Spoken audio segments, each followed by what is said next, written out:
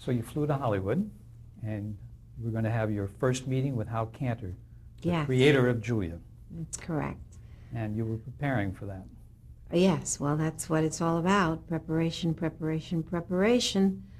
And as I mentioned to you, Hal was not exactly ecstatic about having this meeting. It was not something he felt I could do. So naturally, I worked on it even harder. But when I walked in the door, he said to my agent, that young lady that just came through the door, you know, if Diahann Carroll looked like that, I could understand it because, you know, she could be. And my agent said, thank God that is Diahann. And he said, she doesn't look like Diahann. He said, no, that's Diahann. So I went over and I sat down, and Hal said, what have you done to yourself? I said, you'll never believe it. It took 3 days, but I did it. And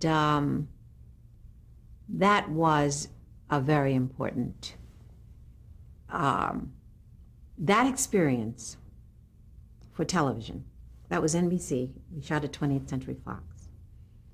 And everyone was on the line, and everyone was scared because we were saying to the country, we're going to present a very upper middle class black woman raising her child, and her major concentration will not be about suffering in the ghetto.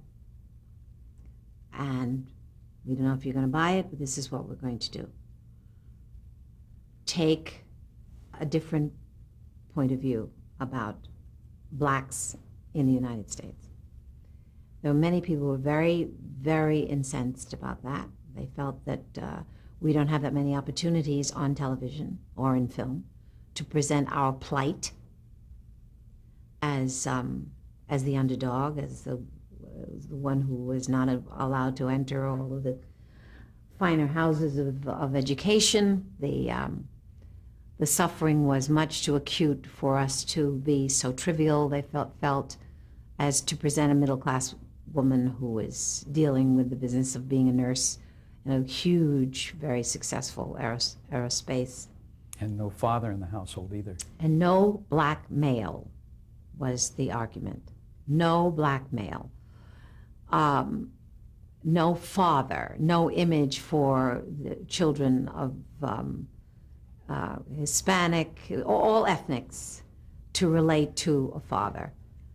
That was a very loud criticism, very often. So we were of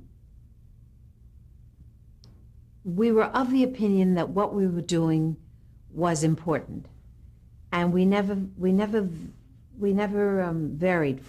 left that point of view, even though some of the criticism, of course, was valid. But that's not what we were doing. And we were of a mind that that was a different show. We were allowed to have this show. We were allowed to put this point of view on the air. We were allowed to have a comedy about a black middle-class family. Television was going to have the kind of scope in time that would allow the ghetto situation, the middle-class situation, the upper middle-class situation. Hal and I were of a mind about that. So while the criticism was heavy and sometimes very, very unkind, sometimes threatening, we stuck with that premise. We also hired black psychiatrists to guide us, to make sure that our child, my son, and his little playmate, both of them about 5 or 6 years of age when they were hired, that they were involved in situations that made them aware of black males.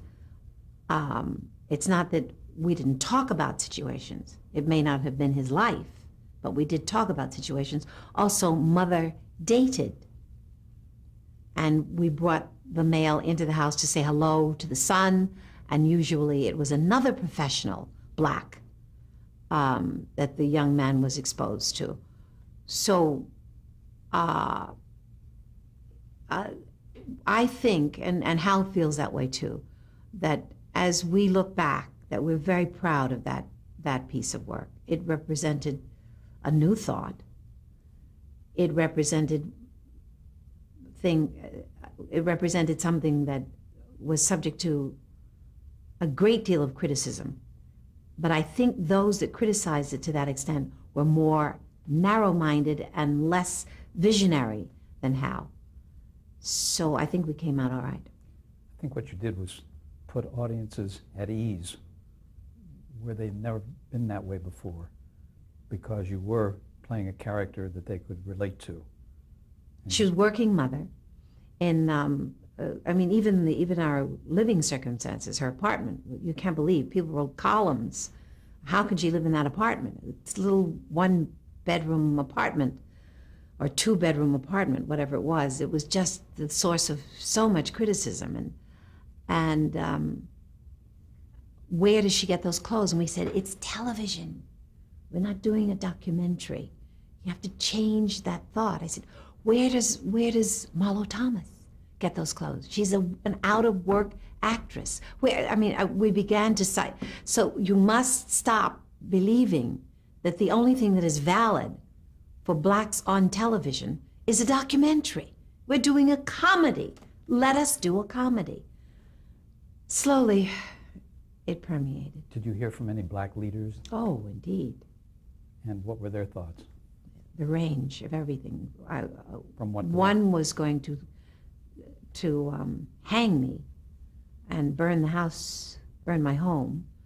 I heard everything. I heard it's wonderful. I heard you're a terrible sellout. I heard why is it that you want to be something that does not demand that the black male is there. And if you recall, during that period, several shows became reality that did not represent a male in the home. There were single women's issues were beginning to be addressed, and Hal knew that, and that's what we were doing, very, very, very well. I thought, but we were highly criticized for it. Excuse me. Do you recall where he got the inspiration? Yes, yes. He went to an NAACP dinner, and the speaker was Roy Wilkins, and Roy Wilkins was very annoyed with the television industry, that there were not more blacks with positive role images on television. Hal left with that very much on his conscience. He left that dinner, and he went home, and he began to put Julia on paper. When they gave you that pilot script, what were your impressions? Was it something that you felt that you could do but needed changed? I didn't think of myself as a comedian. I didn't think of myself as someone that could handle, but I knew I could play it light. And I thought perhaps that Hal and I could find a middle ground, which I think eventually we found. And I thought that his writing was so good that even though I didn't have a comedic talent, that if I just stayed as the straight man, that he would make it work. And he did. I was very seldom in the position of trying to compete with, let's say, Carol Burnett, because that's not what I do. And I don't, that's a special gift unto itself. So we stayed away from that.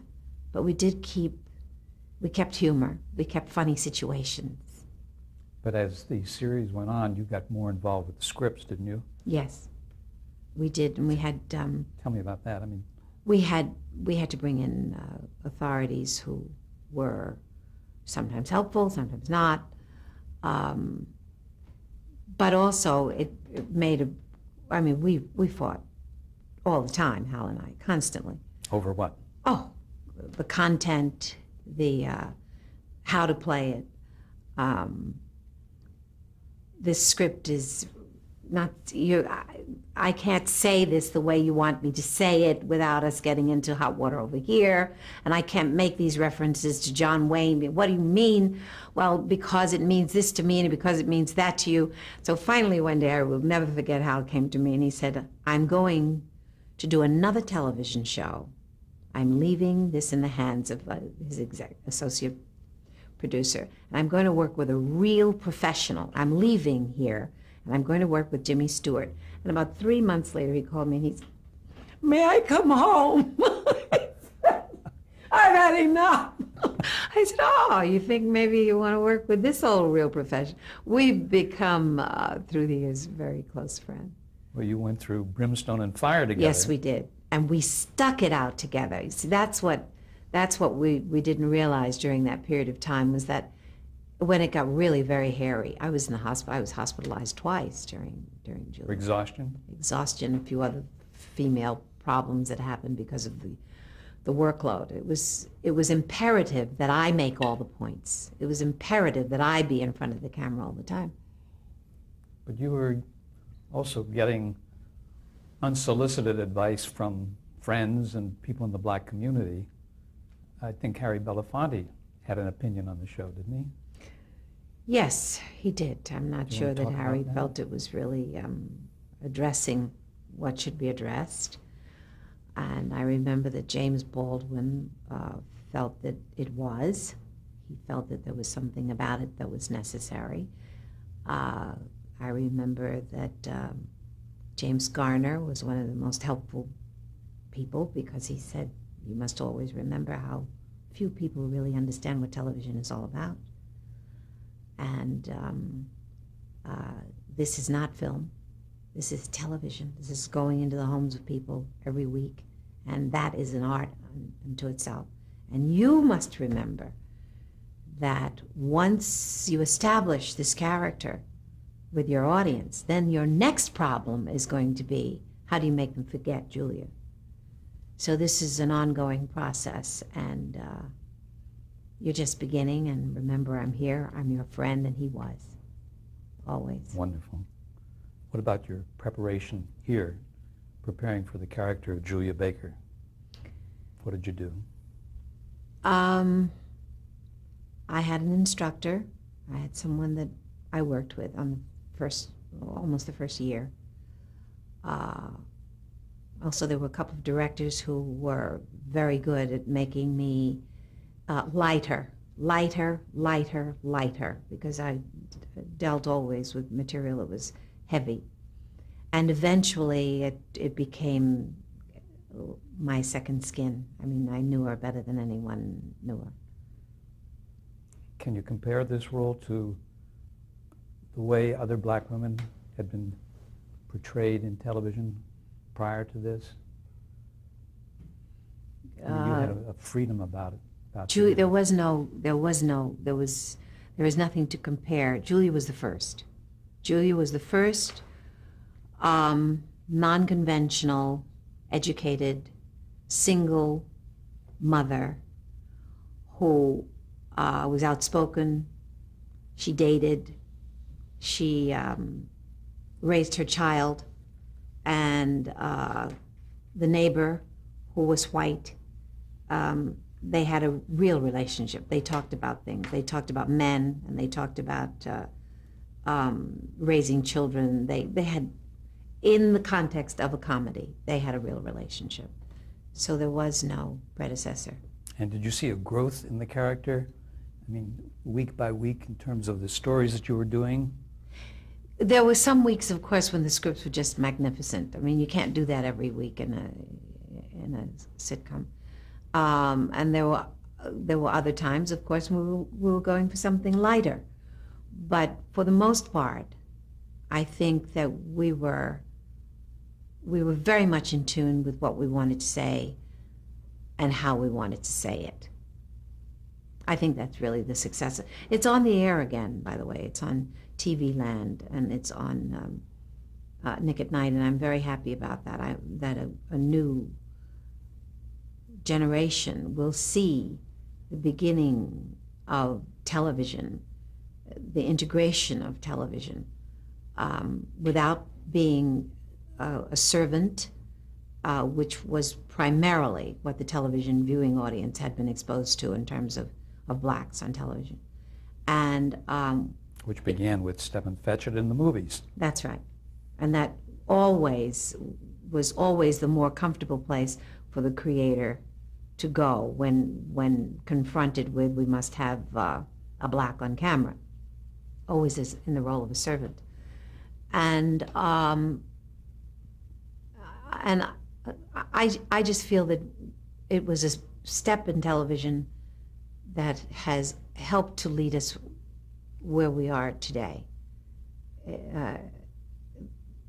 The numbers, the Nielsen ratings were exquisite, and that meant that America was not uncomfortable with this black woman and her son. So we can move on from here. You were #1 your first year. That's right. That's right. And don't think we weren't proud of that.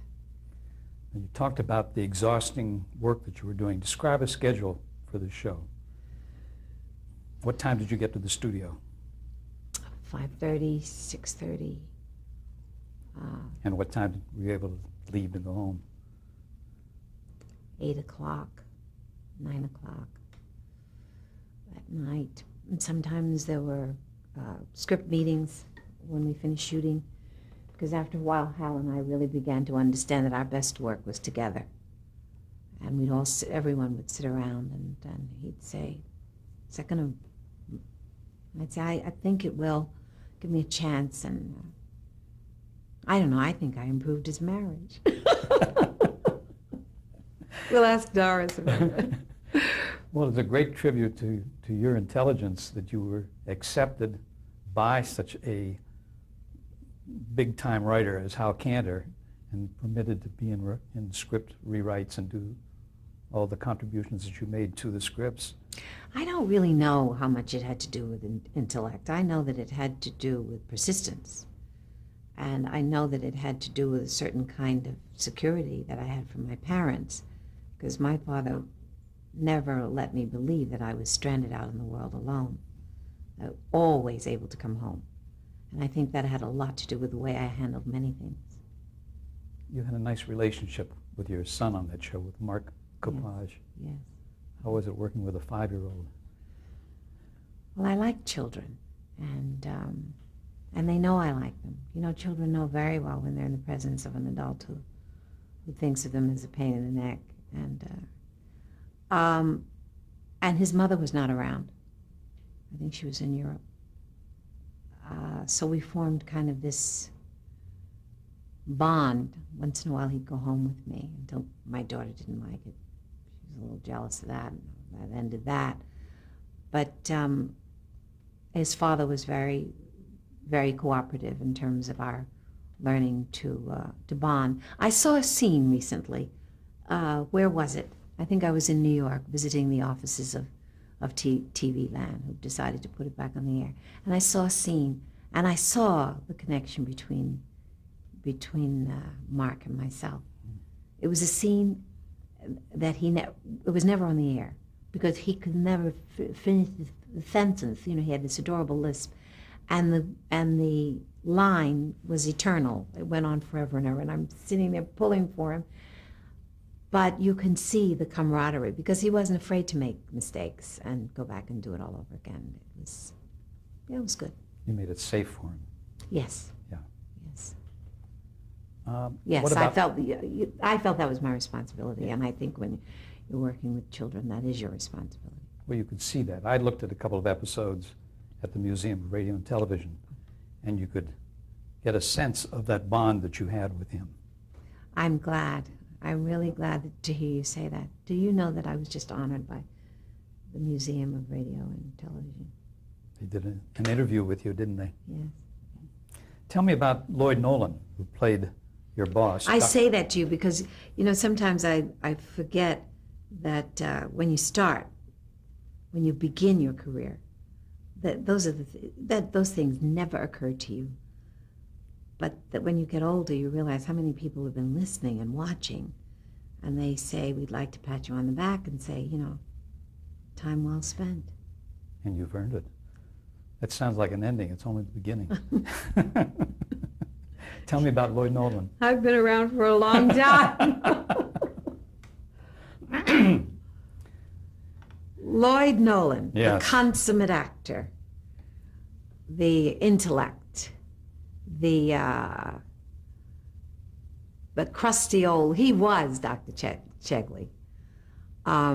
Very, very to himself gentleman. Studied anthropology, I think.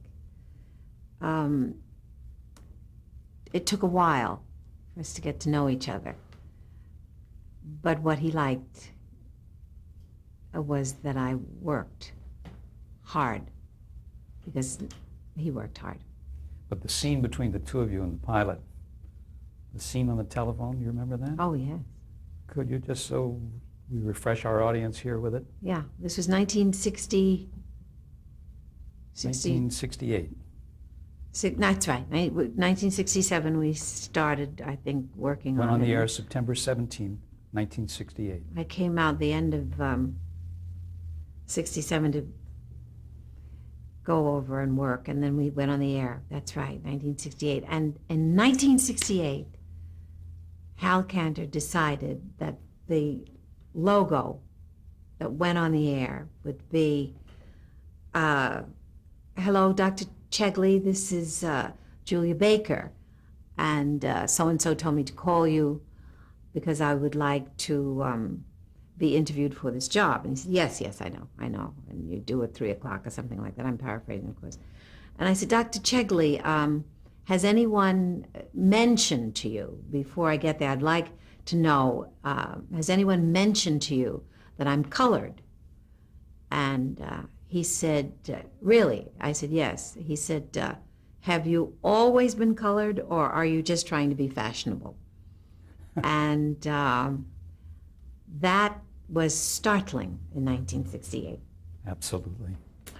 And Hal and I went around and around about the word colored. I said, we've got to get Negro in there. He said, no, it's not going to work. And we were attacked for not saying Negro. By whom? Oh, any segment of the white liberals, blacks, just, Who were some of the directors that you worked with, that you remember? Bernie Wiesen.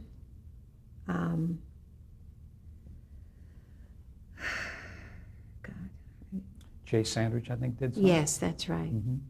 That's right. Mm-hmm. We had good directors. Fine directors wanted to do the show, which was a compliment to all of us. And the other people in the cast, Ned Glass, That's right. Mary Wicks, That's right. Paul Winfield, you had really good people. And my neighbor, Marie Wagadorn, was played by, God, she was good. That'll come to me. Betty Beard. Betty Beard. Yeah. We worked together every day. And the writers, do you remember any of them? God, not at the moment, I don't. It's okay. But I want to tell you something. Remember I told you about that feeling that I had always when I was on a set, that everyone felt that it was, a one-time thing, or eventually we had such a monumental success that no one expected, that everyone was quite comfortable being there. And I knew it the day that we were doing a script about the first time that I had been called a racial name. And I was a girl, and I was at a dance, and my assistant, who had a very funny sense of humor, and the script was all about how pretty I thought I looked at this dance, and this yellow organdy dress. It was silk organza, excuse me, and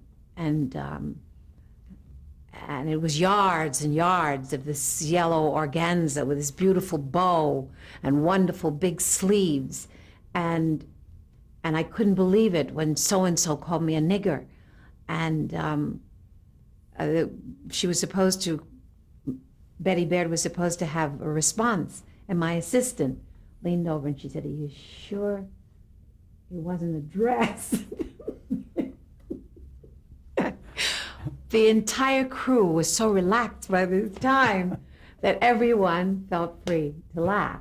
So the word, the horrible racial name, had not taken the moment, if you know what I mean. I know exactly what you mean. And it was wonderful to know that we had passed that point. A great point. You were nominated for an Emmy in 1969. That must have made you feel good. My assistant, by the way, I want to just say this. Her name is Louise Adamo, and she was with me for 31 years. Very, very proud of her for helping me to do the work. I'm sorry. That's all right. We were talking about your receiving an Emmy Award for your performance in Julia in 1969. Right. And did you, when you went up to the podium that time, did you feel compelled to make any kind of a statement for the black community? Well, wait a minute now. I'm confused here because I was nominated. Mm-hmm. And oh, I see. But you didn't exactly. I did not win. Okay. The award went to Hope Lang. Oh, yes. In another TV series, which shall remain nameless. And excuse me, I fed you the wrong. That's okay. cue. I was devastated. That's why I stopped you, because getting a little cocky there. The show had been so successful that I think we all just felt, because the cameras were, I was in Vegas working, and the cameras were there to record this history-making moment when I was going to win. And I lost. And I naturally, you have to do I complimented and I was happy for her, but I really wasn't. I wanted it. You should have had it. Let's stop here for a moment and change tapes. Okay.